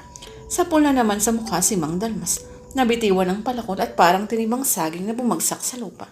Matagal na nakiramdam si Marcos. Walang kakilos-kilos ang matanda at tila hindi na lumihinga. Lumapit si Marcos. Kung may natitira pang buhay ito, sasairinin niya. Tudurugin niya ang bungo nito, pati ang kaluluwa nito. Yumuko si Marcos para damputin ng malaking na bato sa tabi ni Mang Dalmas, pero biglang bumangon ang matipunong matanda, sabay sa lakal sa leeg ni Marcos. Samantala patuloy na tinatagtsakan ni Aling Lota ang pinto sa silid ni Catherine. Humanda ka, ma'am. Malapit ko nang mabuksan to. Hanggang sa tuluyan nang bumigay ang mga gamit na nakasangga rito. Bumukas ang pinto sa sunod na tadyak ni Aling Lota. Walang nabuglaw ang Catherine ng matandang babae. Anak ng 77 puting tupa. Dismayadong mura nito. Tingnan ni Aling Lota ang closet ni Catherine. Wala. Sa banyo wala rin. Napagtuunan ni Aling Lota ang kama. Napangisi ito. Tiyak na nasa ilalim niyo si Ma'am. Lumapit sa kama si Aling Lota. Bubulagay nito si Catherine. Biglang sinilip ng matandang babae ang ilalim ng kama ni Catherine sabay sigaw ng bulaga. Pero si Aling Lota ang nabulaga. Sinalubong ito ng saksak ng kutsilyo ni Catherine. Sigaw na napaatras si Aling Lota. Nabitiwan ng hawak na tabak. Nagtatatarang sa sakit. Nakabaon sa isang mata niya ang kutsilyo. Nagmamadaling gumapang palabas ng kama si Catherine. Desidido na siyang labanan ng matandang babae. Sinugod niya si Aling Lota at masibinaon pa ang kutsilyong nakatusok sa mata nito. Lumaylay ang mata ng matandang babae. Nagswing sabay sirit ng dugo. Natilamsikan ng dugo ang bibig ni Catherine kaya't gulat siyang napatras. Nagangalit ng galit na galit si Aling Lota. Papatayin kita. Napapitlag si Catherine nang biglang hilahin ng baliw na matanda. Ang nakalaylay nitong eyeball. Sagaba lang ang pagkuway bumuelo si Aling Lota at todo lakas na nilundag si Catherine para dakmain. Mabuti na lamang at mabilis na nakayukod si Catherine. Basag ang bintana. Lumusot doon ang katawan ni Aling Lota. Tumitiling dire-diretsyong nahulog. Natuhog ang matutulis na bakal ng gate ang katawan at ang bastos na bunganga ng matandang babae. Lampasan. Mabilis na dumungo sa bintana si Catherine. My God! Kagad siyang nagbawi ng tingin. Hindi niya matagalang tingnan ang kalunos na pagkamatay ni Aling Lota. Hindi makawala sa pagkakasakal si Marcos si Mang Dalmas. Animoy nakaipit sa gato ang kanyang leeg. Pahigpit ng pahigpit at sakal ni Mang Dalmas. Mamamatay ka, mamamatay ka. Kinakapos na ng hangin si Marcos. Pakiramdam niya madudurog na ang buto niya sa leeg. Napaihis siya sa hirap at unti-unti nang nagdiblim ang paningin. Kasunod yun ay parang kidlat na nagsaling bayan sa ala-ala niya. Ang masasaya at matatamis na sandali nila ni Catherine. Ang kaibig-ibig na mga ngiti ni Catherine at tila agos na naghahanap ng daan patungo sa kasulok-sulukan ng kanyang puso na para bang gusto'y doon na tumimo at hindi na matingkal kailanman. Ganun nga siguro kapag mamamatay na at hinihanda na ni Marcos ang sarili. So bago nakalawit ni kamatayan si Marcos ay biglang umalingaw-ngaw ang sunod-sunod na putok ng baril. Bumaon sa likod ni Mang Dalmas sa mga bala at nabitiwan nito si Marcos. Si Isagani ang nagpaputok ng baril, kababata at tanod ni Marcos sa kanyang prutasan. Nilingon ni Mang Dalmas si Isagani. Nagbabaga ang mga mata at nagngangalit ang mga ngipin sa galit. Nak ng pating. Ang mga bala ng caliber 22 ni Isagani ang bumaon sa likod ng matipunong matanda ay hindi pa sapat para mautas ito. Sumisingasing na dinampot ni Mang Dalmas ang palakol at sumisigaw na sumugod kay Isagani. Pakialamero ka. Ilang beses na pinaputokan ni Isagani ang katawan ni Mang Dalmas pero baliwalang patuloy pa rin ito sa pagsugot. Nagsisirita ng dugo nito sa butas-butas na katawan. Itinaas ni Sagani ang asinta sa kasunod-sunod ulit ng nagpaputok. Tumama lahat sa mukha ni Mang Dalmas sa mga bala. Nakapanghihilakbot, pisak ang mata ng matandang lalaki. Sabog ang ilong at bibig. Labas ang ngipin. Laylay ang gilagid. Pero patuloy pa rin sa pagsugot. At si Sagani wala ng kargang bala ang baril at wala ng oras para mag-reload. Heto na si Mang Dalmas. Heto na. Dalawang kamay na itinaas ni Mang Dalmas ang palakol ng kamatayan para sibakin ang ulo ni Isagani. Ngunit hindi na nagawang itagayo ni Mang Dalmas. Humagok ito. Nagsuka ng dugo at hinila ang huling hininga. Lumagabog sa lupang walang buhay na katawan nito. Inalalayan ni Isagani sa pagtayo nang hihina pa rin si Marcos. Maraming salamat Isagani. Ani Marcos, mabuti na lang pala at naisipan ko munang umuwi. Ano ba ang nangyayari dito Marcos? Sino ang matandang iyan? Mahabang kwento Isagani. Si Catherine nasaan? Nahimasmasan si Marcos. Si Catherine nga pala. Pinagkulong ko siya sa loob ng bahay. Baka kung ano na ang nangyari sa kanya. Patakbong tinungon ni Marcos ang bahay bakasyonan. Catherine Han, sumunod si Sagani. Nahambal ito at napakros nang makita ang bangkay ni Tatay Selo sa may pintuan. Diyos ko po, ano bang katampalasanan ang nangyari rito? Sunod-sunod na bayo ang ginawa ni Marcos sa pinto. Halos wala wasakin na nito. Han, buksan mo to. Binuksan ni Catherine ang pinto. Maigpit silang nagyakap ni Marcos. Luhaan si Catherine. Salamat, ligtas ka. Tinulungan ako ni Isagani. Ikinuwento ni Catherine kay Marcos ang tungkol kay Aling Lot. Humigpit pang parang ayaw nang maghiwalay ni na Marcos at Catherine sa higpit ng yakapan. Lumapit sa kanila si Isagani. Marcos, Catherine, kailangan nating may report sa pulisya ang lahat ng ito. Oo nga, tara na sa kotse. Yaya ni Marcos. Ngunit bago pa sila nakakilos ay malakas na sumarado ang pinto. Nahihiwaga ang nagkatinginan ng tatlo. Sinubukang buksan ni na Marcos at Isagani ang pinto, pero hindi nila ito matinag na para bang daan-daang kandado ang taglay. Ano bang kababalaghan ito? Naiusal ni Isagani. Sunod-sunod na lagabog pa ang kanilang narinig. Sumarado rin pala ang mga bintana. Lahat ng pwede nilang labasan sa bahay bakasyonang iyon, sumarado. Namimilog ang mga mata ni Catherine sa takot. Han, si Laila. Oo nga, baka ito nang sinasabi niyang oras na ng kanyang paniningil. Napasubsob sa dibdib ni Marcos si Catherine. Diyos ko, si Laila naman ngayon. Sinong Laila? Tanong ni Isagani. Mahirap ipaliwanag ni Isagani. Ani Marcos. Ang pinakamabuti nating gawin yun ay magdasal. Magdasal ng magdasal.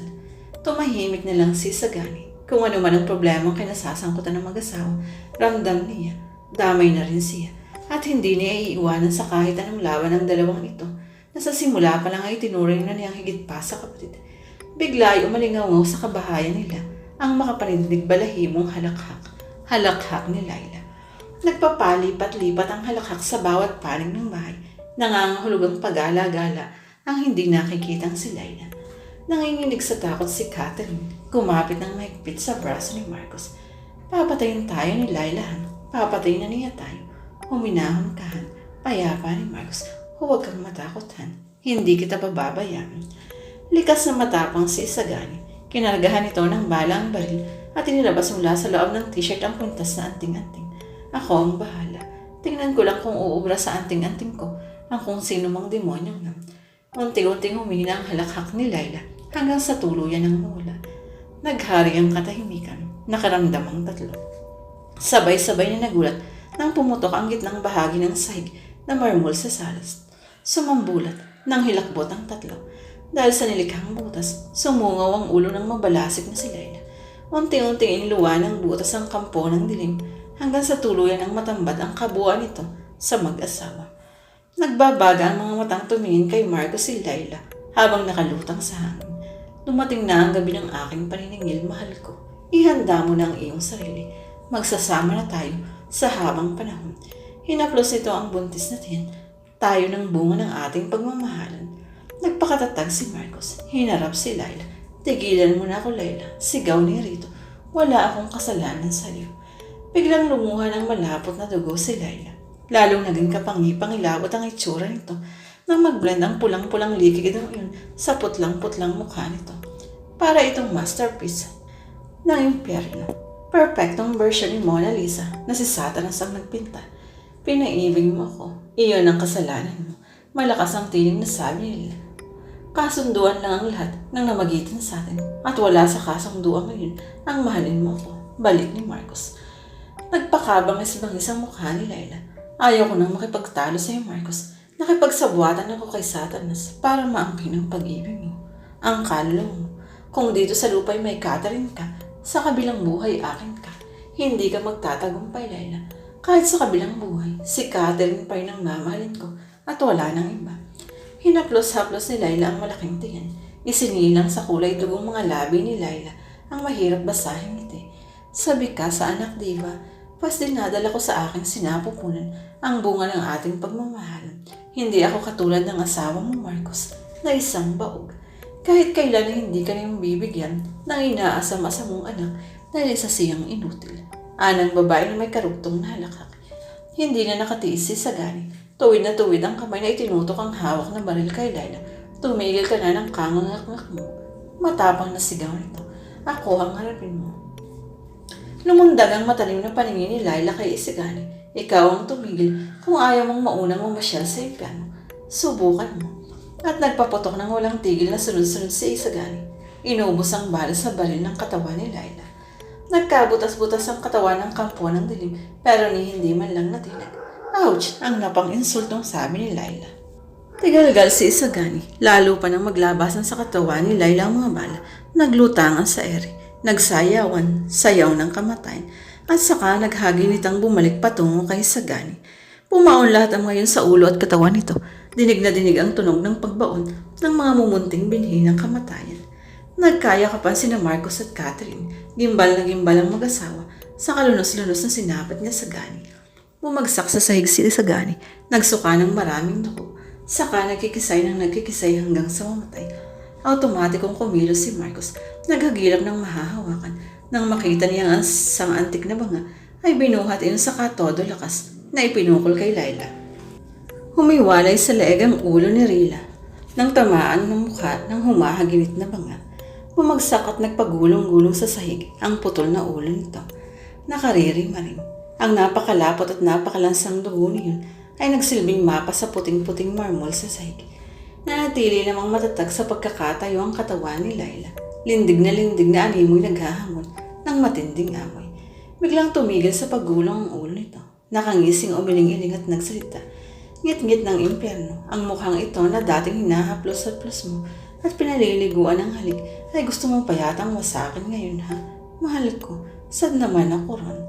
Napapitlag sina Marcos at Catherine. Sumirit ang masaganang dugo mula sa putol na leeg ni Laila. Pumilis ang pagsirit ng dugo. Pabilis ng pabilis, hindi maubos-ubos. Mistulang bulkang nagngangalit na nagbubuga ng makapal na lava. Naghalo ang sigaw ng tarantang mag-asawa. Umuulan na ng dugo sa buong salas at naliligo na sila na yun. Hinilang patakbo ni Marcos si Catherine. Bilisan, sa taas tayo. Habang mabilis na umaakit ang mag-asawa sa hagdan, ay patalbog-talbog na sumusunod ang putol na ulo ni Laila. Umahalakak. Napatili ng todo si Catherine nang abutan sila ng putol na ulo at sagpangin sila ito sa binti, mariing sagpang. Nagtatarag si Catherine dahil sa kilabot at sakit na nararamdaman. At kahit anong sikad na wasiwas ang gawin niya sa kanyang paa, ay hindi matanggal ang ulo ni Laila sa pagkakasagpang. Nagdurugo na ang binti ni Catherine at pakiramdam niya ay mauuka na ang laman. Help me, Han. Help me. Huminahon ka. Huwag kang malikot, ani Marcos. Pumwelo si Marcos at sinipa ng malakas ang putol na ulo. Tumalsik ito at bumagsak sa mismong paanan ng katawan ni Laila. Kapit kamay na nagpatuloy sa mabilis na pag-akyat ng hagdanan sina Catherine at Marcos. Walang lingon likod.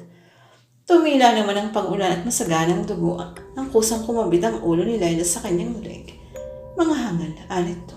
Kung sa akala nyo ay matatakasan nyo ako, dyan kayo nagkakamali. Nagsasalang ng kalawan ng lakas.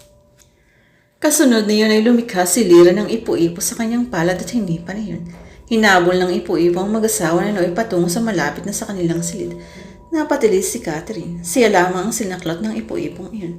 Tinangay ng ipo-ipo si Catherine paloob ng silid. Pagkatapos ay malakas ng sumara ang pinto ng kwarto. Isinisigaw ni Marcos sa pangalan ng asawa habang pilit binubuksan ang pinto ng kwarto. Naroong balyahin iyon ang balyahin ni Marcos pero hindi man lang matinag. Parang bakal sa tibay ang pinto. Sa kinaroroonan ni Laila, bigla itong nanglaho at nang muling lumitaw ay nasa likuran na ito ni Marcos. Mapapagod ka lang, mahal. Tama na yan. Ako ang harapin mo. Tayong dalawang nakatadhana para sa isa't isa. Matapang na hinarap ni Marcos si Laila at naningkit ang mga mata sa puot at nagsabi, lubayan mo na kaming mag-asawa, Laila. Ang dapat sa'yo magbalik ka na sa pinanggalingan mong impyerno. Doon ka nararapat. Kapwa mo demonyo ang dapat mong ibihin at hindi ang isang tulad ko. Sukat sa narinig ay biglang nag-apoy ang kabuuan ni Laila. Naglalagablag. Nangangalit ang apoy na iyon na tila hiniram sa impyerno. Inilahad ni Laila ang mga kamay at marahang lumapit kay Marcos. Huwag mo ipagtago yan ang hugas kong pag-ibig, Marcos. Nag-iisa ka rito sa puso ko. Iyong-iyo ko. Halika, yakapin mo ako, mahal ko. Yakapin mo ako. Unti-unting napaatras si Marcos. Lumutang sa hangin ang naglalagablab na kabuuan ni Laila. Umalis ang paglapit nito kay Marcos. Yakapin mo ako, mahal ko. Namin mo ang walang kapantay kong pag-ibig. Maliksing tumakbo si Marcos patungo sa dulo ng pasilyong kinaroroonan ng isa pang silid. Magkukulong siya roon.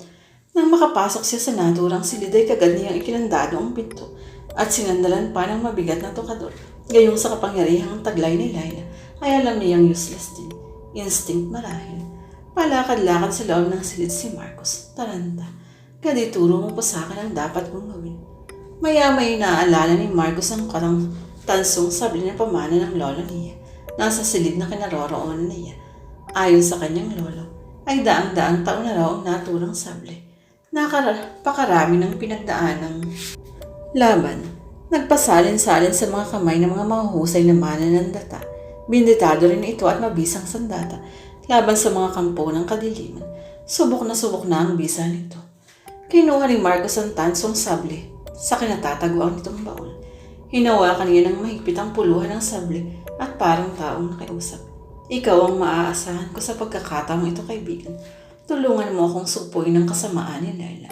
Tulungan mo akong ibalik siya sa impyerno. Kanyang pinanggalingan. Huwag mo akong pababayaan. Matikas na tumayo si Marcos. Inalis niya ang mabigat na tukador na nakasandal sa pinto at matapang na binuksan iyon. Tila ubos na ang takot sa katawan niya. Said na. Ang natitira na lang ay tapang. Nag-uumapaw na tapang. Desidido na siyang lumaban ng sabayan kay Lyra. Siya o si Layla ang maglalaho sa mundong ibabaw. Pero walang Laylang nakita sa labas ng pintuan si Marcos. Tahimik na tahimik ang paligid. Malamig. Kasing lamig ng ulilang simenteryo. Handa ang sableng lumabas ng silid si Marcos. Matalas ang pakanunam. Malikot ang mga mata. Alertong. Iyong tipong kung sakaling biglang lilitaw si Layla, ay magagawa niya itong tagpas-tagpasin ng hawak na binditadong sable. Bigla niyang naalala si Catherine, kaya't humakbang siyang patungo sa silid na kinakukulungan ng kanyang asawa.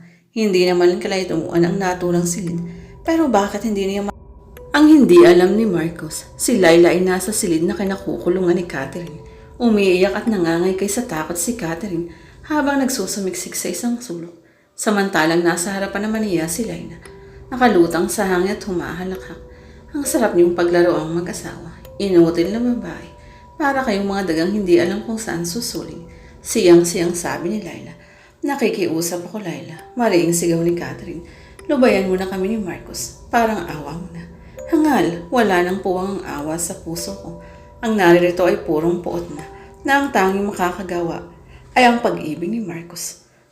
Humaba ng 5 pulgada ang matutulis na kuko ni Layla at sa isang hintuturo para itong sable sa talas. Nagwawala sa tiyan ko ang anak namin ni Marcos. Anito, gusto niyang sumali sa madugong laro. Hiniwa ni Layla ng kuko ang tiyan. Sumirit ang masaganang loob. Napatilis si Catherine na masiraan siya niyo ng mukha. Iniluwa ng hiwa ang ulo ng sanggol at pinanlakihan ng mata si Catherine na mapagmasdan ito. Maamo ang mukha nito. Kamukhang-kamukha ito ng asawang si Marcos ng pinakamamahal niyang si Marcos. Lumagabog ang sanggol sa sahig nang bigla itong ibugas ng tiyan ni Layla. Titig na titig si Catherine sa sanggol na nakahiga sa malamig na sahig. Tila isaw itong aping na anghel habang umuuha. Dahan-dahang nilapitan ni Catherine ng sanggol. Ewan kung dahil sa awa sa pagkataknak ito ni Marcos o kagagawan lang ng kapangyarihang itim ni Layla. Nanginginig ang mga kamay at dahan-dahang akmang hahawakan ni Catherine ng sanggol pero bigla itong nag-iba ng anyo. Naging isang halimaw na sanggol. Sumisingasing itong animoy maninilang mabangis na hayop. Napatili ng malakas si Catherine. Nagsumiksik siya muli sa pinanggalingang sulok. Pinaghariang muli ng takot. Diyos ko po, Diyos ko. Bumangon ang halimaw na sanggol. Hitsurang handang-handang Manila. Nanlilisik ang mga matang nag-utos si Layla sa sanggol. Ikaw na ang bahala sa babaheng yan, anak. Laruin mo muna ng gusto bago patayin. Baliwin mo muna sa takot. Samantala ay kumakaripas na ng takbo si Marcos pero hindi pa rin niya marating-rating ang silid nila ni Catherine. Parang lastikong nababanat ang pasilyong kanyang tinatakbuhan. Parang nang-aasar ang pasilyo. Bumagal ang mabilis niyang takbo. Naging lakad hanggang sa tuluyan ng huminto. Naliligo na siya sa pawis. Habol ang hininga. Pagod na. Pusang sumuko ang mga tuhod ni Marcos. Napaluhod. Matagal siyang nanatili sa ganoong posisyon. Nag-iipon ng lakas. Nag-iisip ko anong dapat gawin sa mga pagkakataong iyon. Parang kidlat na gumuhit sa isipan ni Marcos ang sinabi ng lolo niya sa kanya noong bata pa siya, na kapag hindi makarating sa paroroonan sa dahilang pinaglalaroan ng kampo ng dilim, ay lumakad ng paatras bilang pangunta. At nagsimula siyang lumakad paatras. Nang mga sandaling iyon ay nagsisisigaw na tumatakbo si Catherine. Tugis siya ng halimaw na sanggol. Paikot-ikot sila sa paligid ng kama. Nilundag ng munting halimaw si Catherine na maliksi namang nakayuko. Umundol sa dingding ang ulo ng halimaw na sanggol at paupong bumagsak sa sahig. Ipinilig-pilig nito ang ulo, hitsurang nahilo. Pero saglit lang iyon. Mabilis na tumindig ito at muling nilundag si Catherine at sa pagkakatayong ngayon ay hindi na nakaiwas. Pahigang bumagsak sa kama si Catherine. Nakababaw sa kanyang dibdib ang munting halimaw at mahigpit siyang sakal-sakal sa leeg. Sisinghap-singhap si Catherine. Sige anak, patayin mo ang babaeng yan. Sigaw ni Laila. Siya ang malaking sagabal sa amin ng ama mo. Naalala ni Catherine na nasa ilalim ng unang nasa kama ang kanyang binditadong rosaryo. Mabilis niyang hinagilap iyon at kinuwinta sa sanggol na halimaw. Nakapangingilabot ang naging palaho ang munting halimaw. Pakaramdam nito'y nililitsyo ng buhay. Pinalis ito ni Catherine. Tumalsik ito sa sahig. Nagpagulong-gulong. Natigilan si Laila. Biglang natulala. Malamlam ang mga tang nakatingin sa mga naghihirap na anak. Hindi malaman ang gagawin. Nang may maisip si Liza, maliksing tinungo ni Catherine ang tukal. Padalas na hinawi-hawi ang laman ng drawer niyon hanggang sa makita ang hinahanap. Ang binditadong krusipiho na padala sa kanya ng mga magulang niyang nasa Roma. Buo ang loob ni Catherine na malaki ang matutulong niyon sa kinakaharap na panganib. Si Laila, automatikong napalod sa tabi ng nagkikisay na anak. Anak ko, tumagdag ka, anak ko. Pagkuhay na nangis na lamang si Laila. Wala itong kakayahang tanggalin ng rosaryo sa leeg ng anak kahit gustong gusto niya. Kung maaari lang na sila lamang makaranas ng gayong paghihirap. Tumayo sa harapan ng mag-ina si Catherine. Itinutok sa mga ito ang hawak na krusipiho. Ngayon, Laila, ilabas mo ang tapang mo. Ilabas mo. Ubos na rin ang takot ni Catherine. Ang naghahari sa kanya ngayon ay tapang. Tulad ni Marcos, handa na siyang lumaban, alang-alang sa kanilang pag-ibig. Totoo ang sinabi ng lolo ni Marcos, paatras o patalikod ang lakad ang kailangan sa ganoong pagkakataon na hindi makarating sa paroroonan dahil sa pinaglalaroan ng kampo ng dilim. Bagamat mabagal ang usa dahil sa patuloy pa rin pumipigil na pwersa ng kapangyarihan ni Laila, ay narating ni Marcos ang silid nilang mag-asawa. Kumuha ng buwelo si Marcos. Babalyahin niya ng todo ang pinto. Kailangan niyang mabuksan ni Iyon upang makita ang pinakamamahal na asawa. Ilang mapupwersang balya ang kanyang ginawa, pero nanatili pa rin nakapinit ang punto. Nanakit lang ang katawan niya. Napatingin si Marcos sa hawak na sable. Baka ayun ang solusyon, naisip niya. Hinawakan niya ng mahigpit at itinaas ang sable. Dalawang kamay. Ubod lakas na taga ang kanyang pakakawalan. Nagkaroon ng pagsambulat ang nakabibinging tunog at nakasisilaw na liwanag ng lumapat ang talim ng sable sa pinto. Tagumpay si Marcos sa kanyang pagbabakasakali. Nalagot ang pwersa ng kapangyarihang bumabalot doon. Itinulak niya ang pinto. Tumambad sa kanyang paningin ang tatlo na nasa dati pa ring posisyon. Tumatangis ng nakaluhod na si Laila sa tabi na nagkikisay na anak sa sahig. Habang si Catherine na may nakatayo sa harapan ng dalawa at nakatutok ang hawak na krusipiho, Marcos, sigaw ni Catherine pagkakita sa asawa. Tumakbo at yumakap ng mahigpit si Marcos kay Catherine. Salamat, walang masamang nangyari sa iyo. Saglit na binalot ng emosyon ng kanilang mga damdamin. Hindi nila napansin ang pagganap sa pagbabago ng anyo ni Laila. Kapwa naging maamong anyo ng mga ito taliwas sa unang itsura nila na mabagsik na puno ng puot. Tila aping-api nang magsalita si Laila. Marcos, mahal ko. Tumingin si Marcos kay Laila. Laila, kusang nanula sa mga napaawang na labi ni Marcos. At napatda siya ng mapagmasdan ng anyo nitong nagniningning ang kagandahan tulad nung nabubuhay pa ito. Nakakabaliw na kagandahan. At parang na magneto si Marcos sa kagandahang iyon. Umuha ang sanggol. Napukaw niya si Marcos. Mula kay Lira ay tumalon ang paningin niya sa nag-iihit na sanggol. Isang sanggol na kahawig niya. Kahabag-habag pagmasdan ang kawalang malay nito. Tila nagpapasaklolo sa ang mga yun lang nakita. Nangilid ang luha sa mga mata ni Laila. Sumasama ang anyo. Hindi ka ba naaawa sa anak natin, Marcos? Nahihirapan siya. Hindi magtatagal mamamatay siya. Tanggalin mo ang rosaryo sa kanyang leeg. Pakiusap nito. Unti-unting kumalas si Marcos sa pagkakayakap kay Catherine at marahang humakbang patungo sa mga ina. Titig na titig siya sa kanyang junior. Nang mga sandaling iyon ay pananabik sa anak na naghahari sa damdamin niya. Para siyang namamahika. Wala sa loob na nabitiwan ni Catherine ang hawak na krusipiho dahil sa pagpigil na tila na batubalaning si Marcos. Huwag kang palinlang sa kanya, sigaw ni Catherine. Baka nililinlang ka lang niya. Sabi ka sa anak ni Marcos, ani Laila. Huwag mo siyang hayaang mamatay. Bilis, alisin mo ng rosaryo sa kanyang leeg. Pinalis ni Marcos si Catherine at nagpatuloy sa paglapit sa pang-ina. Nakakulong sa kung anong kapangyarihan ang isip niya. Huwaghan, malakas ang sigaw ni Catherine. Nililinlang ka lang ng demonyong yan. Maniwala ka. Matalim ang mga matang tumingin kay Catherine si Laila. Napansin itong hindi hawak ni Laila ang krusipiho. Pagkakataon na ni Laila. At bigla itong naglaho. Nang muling lumitaw si Laila ay nasa tabi na ni Catherine. Nakapangingilabot na ulit ang anyo. Napatili na lang si Catherine nang bigla siyang maras na sunggaban nito at kiligin ang isang kamay sa leeg. Itinutok ni Laila ang tila sabling kuko sa leeg ni Catherine. Parang napukaw sa mahimbing na pagtulog si Marcos pagkakita sa asawang nasa kuko ng panganib. Huwag mong sasaktan si Catherine, Laila. Samo ni Marcos sa babae. Susundin ko na ang pinag-uutos mo. Tatanggalin ko ang rosaryo sa leeg ng sanggol. Huwag mo lang siyang sasaktan. Huwag kang magtiwala sa salita ng kampo ng impyernohan. Maagap na sabi ni Catherine. Papatayin din tayo din pagkatapos. Hindi nakinig si Marcos. Dire-diretsong lumapit sa sanggol at inalis din ang binditadong rosaryo sa leeg nito. Sukat ng makalaya sa rosaryo, biglang lumakas ang sanggol at muling naganyong halimaw. Humahagik-hik ito sa kamaliksing tumayo. Pinayo-bayo ng halimaw na sanggol ang dibdib na tila nagbubunyi. Ngayon, Marcos, itarak mo sa iyong puso ang hawak mong sablay. Ang makapangyarihang utos nito. Tapos na ang paglalaro. Gusto ko nang makapiling sa impyerno ang iyong kaluluwa. Sige, itarak mo. Huwag kang makinig sa kanya. Pigil naman ni Catherine. Matitiis mo mapahiwalay sa akin. Idiniinilay lang pagkakatutok ng mahaba at matulis nitong kuko kay Catherine.